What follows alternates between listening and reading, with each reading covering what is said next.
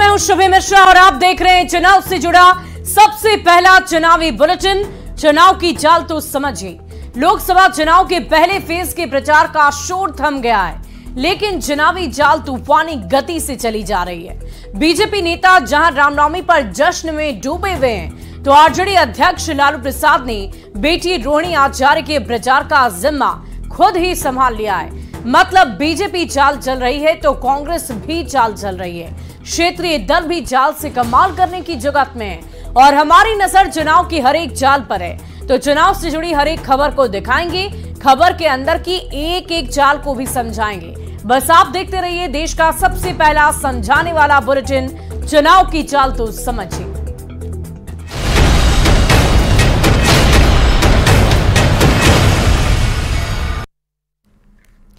देश भर में पहले फेज की सीटों पर चुनाव प्रचार का शोर थम गया है। देश भर में 102 सीटों पर 19 अप्रैल को वोटिंग होगी, जिसमें बिहार की भी 4 सीटें शामिल हैं। ये 4 सीटें कौन कौन सी है वो भी जानिए। जमुई, गया, औरंगाबाद और नवादा।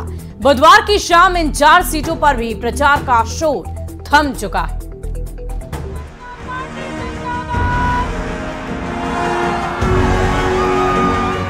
बुधवार की शाम देश भर की 102 सीटों पर प्रचार का शोर थम गया और इसी के साथ शुरू हो गया 2024 के लोकसभा चुनाव में वोटिंग का काउंटडाउन।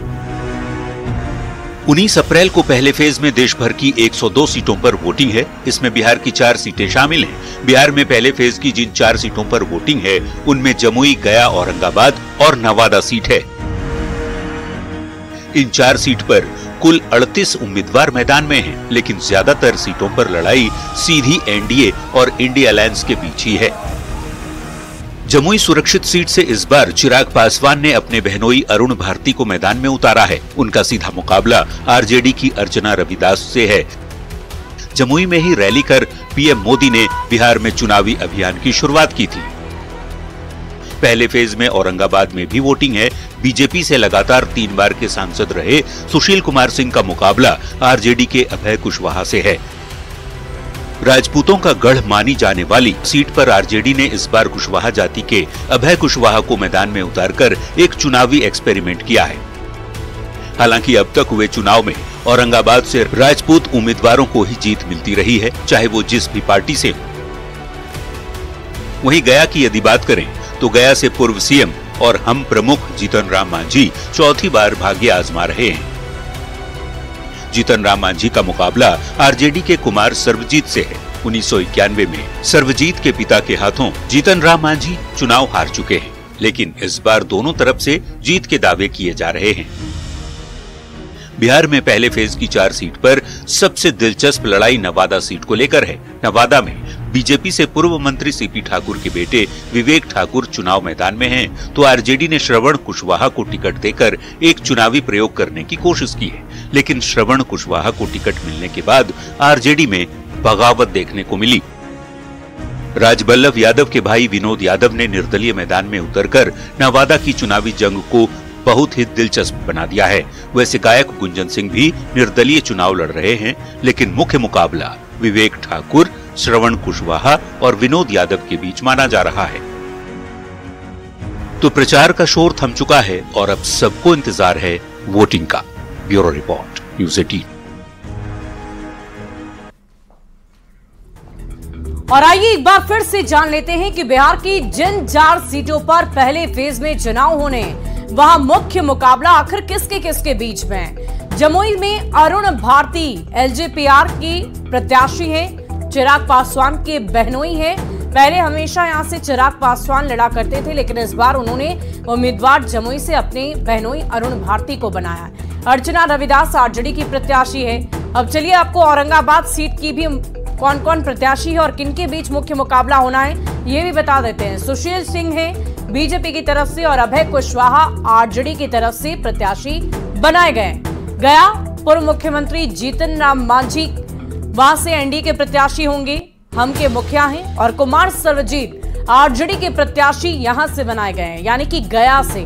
नवादा आपको लिए चलते हैं, मगध का क्षेत्र, और यहां पर विवेक ठाकुर बीजेपी के प्रत्याशी हैं। श्रवण कुशवाहा आरजेडी के प्रत्याशी बनाए गए। और इधर विनोद यादव निर्दलीय यहीं पर चुनावी रणभूमि में उतर चुके हैं। तो यहां पर त्रिकोणीय मुकाबला देखने को मिलेगा और तारीख जो है वो 19 अप्रैल की है। इसी दिन मतदाता अपने मताधिकार का प्रयोग करेंगे। जमुई सीट का चुनावी गणित आपको सबसे पहले समझा देते हैं। 2008 के परिसीमन के बाद जमुई लोकसभा सीट बनी और 2009 से लेकर 2019 तक जमुई सीट एनडीए के पास रही है। 2009 में जेडीयू के भूदेव चौधरी सांसद यहां से बने। 2014 में चिराग पासवान पहली दफा यहां से सांसद बन गए और 2019 में चिराग दोबारा इसी सीट से सांसद बने। 2024 में चिराग ने अपने बहनों यानी कि अरुण भारती को चुनावी अखाड़े में उतारा है। अरुण भारती का मुकाबला आरजेडी की अर्चना रविदास से है। जमुई सीट पर सबसे ज्यादा अन्य पिछड़ी जातियों के करीब 4 लाख वोट है। वहीं दूसरे स्थान पर यादव वोटर करीब 3.5 लाख के करीब है।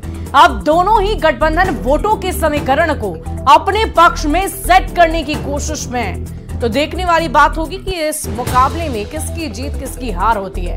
औरंगाबाद सीट पर चुनावी लड़ाई को भी आपको समझाएंगे। औरंगाबाद सीट राजपूत बाहुल्य लोकसभा क्षेत्र है। कभी औरंगाबाद क्षेत्र कांग्रेस का गढ़ हुआ करता था। सत्येंद्र नारायण सिन्हा यहां से लगातार 7 बार चुनाव जीते और पिछले 3 चुनाव से औरंगाबाद सीट से सुशील कुमार सिंह सांसद रहे और अगर इस दफा भी वो जीतते हैं तो ये उनका रिकॉर्ड तोड़ जीत होगी। 2009 में सुशील कुमार सिंह जेडीयू के टिकट पर पहली बार सांसद बने। उसके बाद 2014 और 19 के 2 चुनाव में सुशील कुमार सिंह ने बीजेपी उम्मीदवार के तौर पर जीत हासिल की है। 2024 में एनडीए से सुशील कुमार सिंह ही मैदान में है। आरजेडी ने अभय कुशवाहा को चुनावी रणभूमि में उतार दिया है। औरंगाबाद सीट पर सीधा मुकाबला एनडीए और इंडी अलायंस के उम्मीदवारों के बीच है। दोनों तरफ से जीत के दावे किए जा रहे हैं। अब तक इस सीट के राजपूत जाति के मतदाता ही जीतते आए हैं। चलिए अब गया सीट की ओर लिए चलते हैं आपको। गया सीट ज्ञान की भूमि, यहाँ की चुनावी लड़ाई को समझिए। कभी गया सीट पर कांग्रेस का दबदबा हुआ करता था। साल 1957 से लेकर अब तक गया सीट पर 5 दफा कांग्रेस उम्मीदवार को जीत मिली है। वहीं 5 बार बीजेपी उम्मीदवार को जीत मिली, यानी कि हिसाब बराबर है। जबकि 3 बार जनता दल के सांसद रहे, 1 बार जनसंघ और 1 बार आरजेडी उम्मीदवार को जीत मिली। गया लोकसभा क्षेत्र में 18,13,183 कुल मतदाता हैं, जिसमें 9,42,188 पुरुष मतदाता हैं, 8,70,974 महिला वोटर है, जबकि ट्रांसजेंडर का वोट 21 है। गया लोकसभा सीट पर सबसे ज्यादा यादव मतदाता है। यादव बहुल क्षेत्र है और उसके बाद मांझी समाज का वोट यहां पर है और इसीलिए जीतन राम मांझी यहां से चुनावी अखाड़े में है। पिछले 3 चुनाव की अगर हम बात कर लें तो 2009 से लेकर 2014 में यहां से बीजेपी के हरि मांझी चुनाव जीतते आए। 2019 में गया सीट जेडीयू के खाते में चली गई, जिसकी वजह से हरि मांझी की जगह जेडीयू में विजय मांझी मैदान में उतरी और जीत दर्ज कर ली। 2024 में एनडीए से जीतन राम मांझी उम्मीदवार हैं, जिनका मुकाबला आरजेडी के कुमार सर्वजीत से होना है। दोनों तरफ से जीत के दावे किए जा रहे हैं, लेकिन किसके दावे में कितना दम है ये तो रिजल्ट ही बताएगा। बढ़ते हैं आगे। अब आपको नवादा सीट लिए चलते हैं, वहां की चुनावी लड़ाई समझा देते हैं। कुल मतदाताओं की अगर हम नवादा की बात कर लें तो लोकसभा सीट पर 20,03,504 वोटर हैं, जिसमें पुरुष वोटर्स की संख्या 10,42,312 है, तो वहीं महिला वोटर्स की संख्या 9,61,042 है। थर्ड जेंडर के वोट 150 के लगभग हैं। नवादा लोकसभा सीट की जातीय गुणागणित पर अगर हम नजर डाल लें तो यही पता चलता है कि यहां सबसे ज्यादा वोट भूमियार जाति के लोगों की है नवादा सीट पर। तो देखिए, जातिगत जनगणना को भी ख्याल रखा गया है, जातीय समीकरण का भी ख्याल रखा गया है और उसी के तहत उम्मीदवारों को वहां से उतारा गया है। अब बात लोकसभा चुनाव की हम करेंगे। सारण सीट से लालू प्रसाद की बेटी रोहिणी आचार्य पूरी ताकत से प्रचार प्रसार में जुटी है। आरजेडी के राष्ट्रीय अध्यक्ष लालू प्रसाद ने खुद बेटी के पक्ष में प्रचार का जिम्मा संभाल लिया है। बुधवार को रोहिणी आचार्य के पक्ष में प्रचार करने लालू प्रसाद के छपरा पहुंचने से पार्टी कार्यकर्ताओं का जोश बेहद हाई है।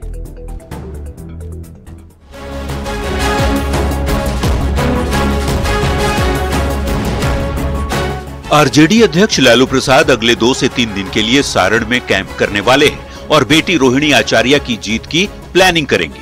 लालू प्रसाद के छपरा पहुंचने पर पार्टी कार्यकर्ताओं का जोश बेहद हाई है। छपरा में लालू प्रसाद ने अपने ही अंदाज में बेटी के लिए लोगों से वोट मांगा।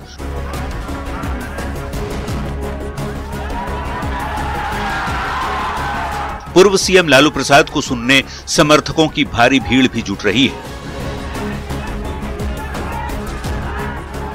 ये युवाओं की टोली है और एक ओपन जीप पे खड़ा होकर के ये तमाम लोग जो हैं वो लालू प्रसाद यादव जिंदाबाद की जो है वो नारा लगा रहे हैं। खुद लालू प्रसाद यादव जो है वो यहाँ पे है कैंपेन में आए हैं और रोहिणी की जीत पक्की कराने के लिए लालू प्रसाद यादव जो है वो मोर्चा संभाले हुए हैं। तो लालू प्रसाद यादव जो है वो घर घर जा रहे हैं, वोटरों से वोट मांग रहे हैं। सारण के सियासी संग्राम में लालू प्रसाद के आने पर बेटे तेजस्वी यादव कहते हैं कि सारण पिता की कर्मभूमि रही है, लोग उन्हें लंबे समय से यहाँ बुला रहे थे और सारण उनकी कर्मभूमि रही है। हमेशा से लोगों ने वहाँ आशीर्वाद दिया है। लोगों की मांग थी, चाहत थी कि उनके बीच लालू जी आए, तो आज वो गए हैं वहाँ। लोकसभा चुनाव में सारण सीट से बीजेपी उम्मीदवार राजीव प्रताप रूडी की टक्कर लालू प्रसाद की बेटी रोहिणी आचार्य से है। सारण सीट से लालू प्रसाद भी सांसद रह चुके हैं, लेकिन राजीव प्रताप रूडी उन्हें भी हरा चुके हैं। लालू प्रसाद पूरी तरह से इस बार एक्टिव दिख रहे हैं। देखना होगा इस बार सारण की जनता का आशीर्वाद रोहिणी और राजीव दोनों में से किसे मिलता है। न्यूज़ 18 के लिए पटना से अमित कुमार की रिपोर्ट। और बेटी के लिए प्रचार क्यों करने आए हैं लालू प्रसाद, तो जानिए। 2024 की लड़ाई बेहद दिलचस्प हो चुकी है। बिहार की सारण सीट बहुत हॉट सीट बनी हुई है। यहाँ एनडीए से राजीव प्रताप रूडी हैं, तो आरजेडी से लालू प्रसाद की बेटी रोहिणी आचार्य चुनावी रणभूमि में। कभी इस सीट से लालू प्रसाद चुनाव जीतते रहे, लेकिन कई चुनाव से यहाँ बीजेपी का परचम लहरा रहा है। राजीव प्रताप रूडी के इलाके में बहुत अच्छी पकड़ है। रोहिणी आचार्य भी प्रचार प्रसार में पूरे दमखम के साथ जुटे हुए हैं। बेटी की जीत सुनिश्चित करने के लिए लालू प्रसाद प्रचार प्रसार में खुद आ गए और सारण में कैंप भी कर रहे हैं। देखना होगा कि लालू प्रसाद की छवि का कितना असर उनकी बेटी के लिए वहां की जनता के ऊपर होता है। बढ़ते हैं अगली खबर की ओर। गोड्डा में लंबे जोड़ तोड़ के बाद कांग्रेस उम्मीदवार दीपिका पांडे सिंह के नाम का ऐलान होते ही विरोध के स्वर फूट पड़े। नाराज कांग्रेस कार्यकर्ता सड़क पर उतर आए और प्रत्याशी बदलने के लिए 7 दिन का अल्टीमेटम दे दिया।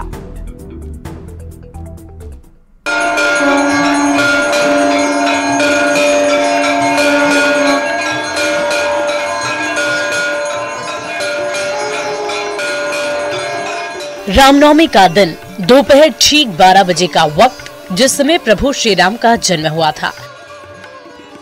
उसी वक्त अयोध्या धाम में पधारे रामलला के मस्तक पर सूर्य अभिषेक हो रहा था। पहली बार प्रभु श्री राम का सूर्य तिलक किया गया।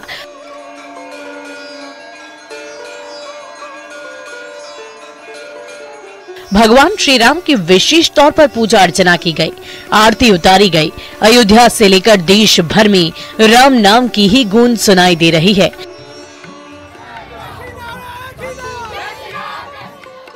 आम लोगों के साथ प्रधानमंत्री नरेंद्र मोदी भी इस ऐतिहासिक क्षण के गवाह बने। असम दौरे के बीच हवाई जहाज में बैठे बैठे पीएम मोदी ने सूर्य तिलक का लाइव प्रसारण देखा। प्रधानमंत्री ने अपने एक सैंडल पर इसकी एक तस्वीर साझा की, जिसमें देखा जा सकता है कि कैसे प्रधानमंत्री मोदी अपना जूता उतारकर कुर्सी पर बैठे हुए हैं। उनके हाथ में टैबलेट है, जिसके जरिए वो सीधा प्रसारण देख रहे हैं। उन्होंने अपने दाहिने हाथ को प्रणाम की मुद्रा में सीने से लगा रखा है।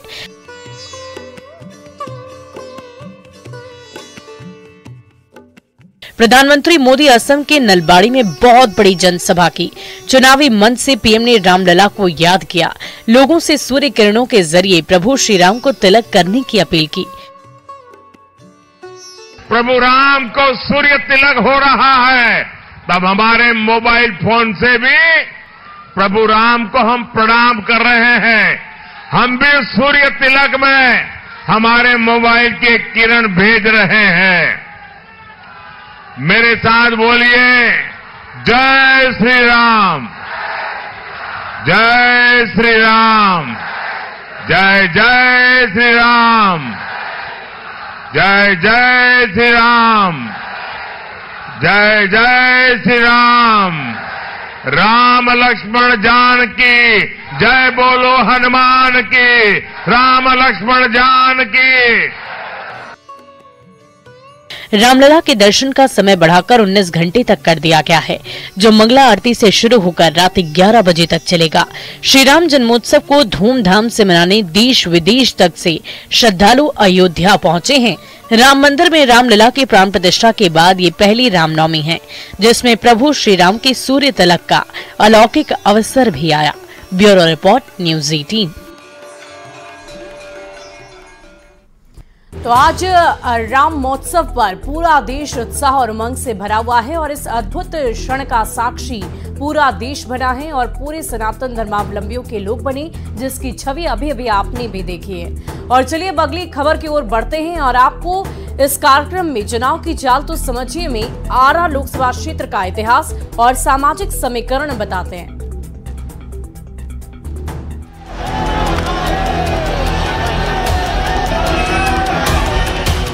आरा जिला घर बा त कवना बात के डर बा।